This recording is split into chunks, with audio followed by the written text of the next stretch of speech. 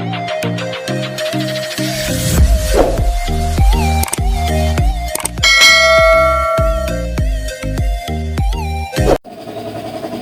araw mga idol. Meron po tayong konting share po sa inyo. Bali, hahanapin ko pa problema nito. Ito mga idol, lumang modelo na to na ito yung Mitsubishi Lancer to na Pizza Pie. Pizza Pie ito. Pero maganda pang kanyang unit. Alaga na may-ari. Ito mga idol, tinis ko na to. Pag in-aircon ko to, ayaw gumana itong kanyang magnetic coil niya. Kaya titinaw ko kung kaya kong palitan to ng mga kung walang surplus brand nyo. Babaklasin ko itong buong unit na to. Pwede naman dukutin to pero mas maganda yung baklas na lang siguro. Tinaw ko muna kung madudukot natin ito mga idol. Kasi ang problema ito, magnetic coil to. Hindi siya dumidikit kapag iniuna yung aircon. Tinistot, tinanggal ko na yung wiring nito. Pag nirerekta ko, kahit nirekta ko sa battery, wala, ayaw talaga. Papakita ko sa inyo kung paano mag-test nitong magnetic coil. Ayan, kukuha mo lang dito yung galing sa magnetic coil na wire mga idol. Yan. Dikit mo lang yan doon. Tapos yan sa positive. Kikislap siya. Kikislap siya mga idol. Yan, kikislap. Pero hindi siya dumidikit. Pakita ko rito. Ito, hindi dumidikit ito. Ayan o. Ayan o. Ayan. Ayan. Mahina siya. Mahina siya mga idol. Ngayon, babaklasin ko ito ngayon. Pwede na natin yung magnetic coil. Ito mga idol, kinalas ko na yung compressor mga idol. Itinan ko yung magnetic coil kung maayos pa. Kasi minsan may contact, minsan wala eh. Kaya walang lamig ang aircon dahil di gumagana yung kanyang magnetic coil.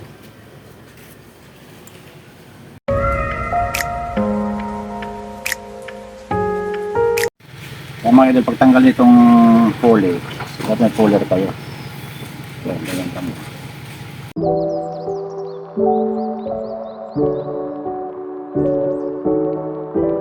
May lock dito sa loob yan. Yan. So yung mga idol, ito yung magnetic coil nya. Ito yung nakabit dito. Testing natin ito. Kasi ito minsan mga idol, may contact na konti. Minsan wala. Testing muna natin ito. Pag-testing ng idol, ganito lang yan. Okay.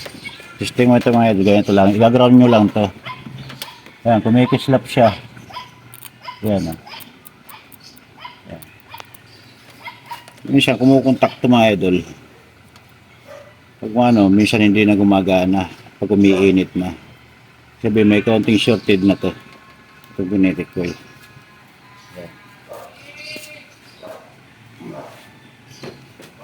Ayun. Meron tayong pampalit yung idol. So sheet na kasi yan din idol. Yan. Kasi magkaiba yung magnetic coil lang kasi mahirap maghanap ng kaparehas nito. Kailangan ito maluwag to ito. Kailangan sunset na papalitan. Papalit ko ito ngayon bago. Itong bago na to. Okay. Okay. Kakabit ko na ito ngayong mas malaki ng konti itong magnetic na nakuha natin. Pero okay lang yan. Mas sakto lang naman din yan.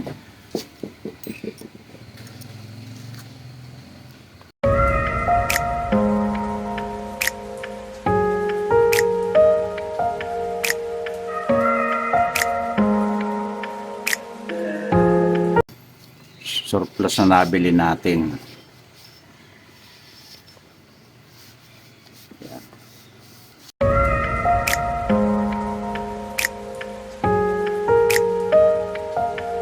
Mga idol, pag nakabit nyo na yung pulley, yan, may laklak naman din yun. Kung anong pagkalas natin, yun din eh. Ganun din ibabalik natin. Isinave natin tong compressor.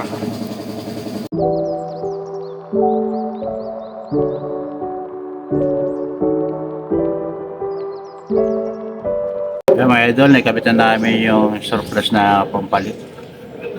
Kakabit ko na itong compressor. Yan. Para matesting na. Okay.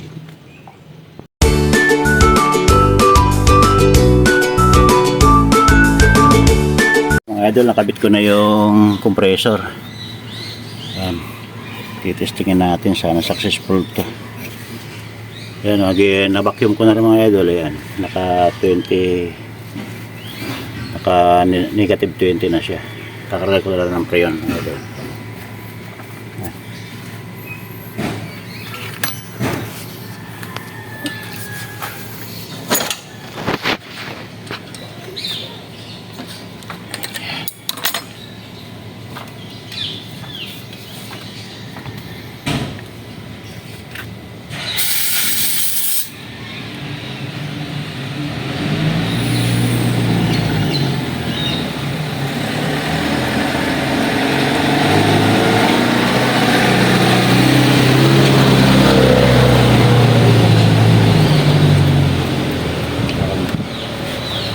Start natin.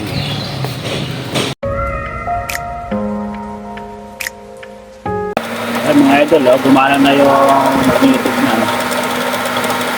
Medyo lumaki lang yung pulley niya pero okay lang yan. Dagdagan lang natin ang pulley.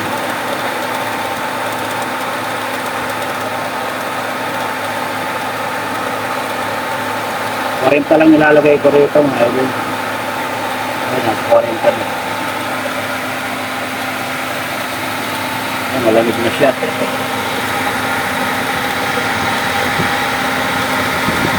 Kaya natin mag-automatic.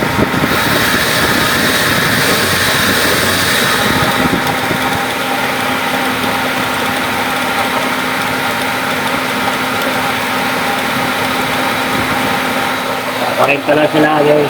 Ang charge ko ito 40 lang.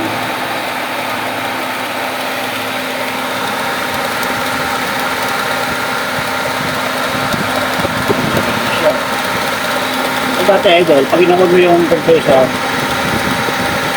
ayaw siya engage kanyang magnetic.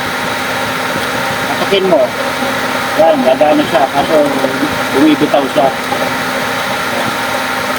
Pinagin lang natin ng second ones na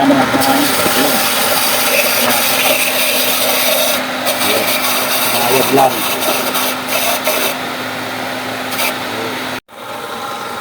Kaya mga idol, automatic na.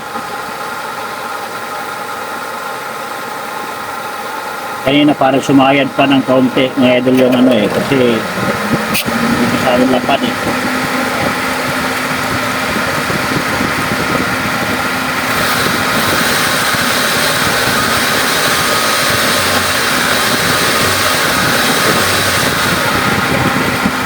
Ganda na yung kapit na mga idol.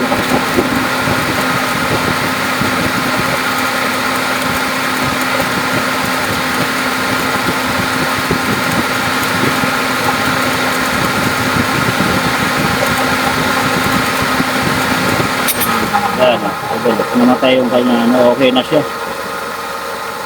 Successful.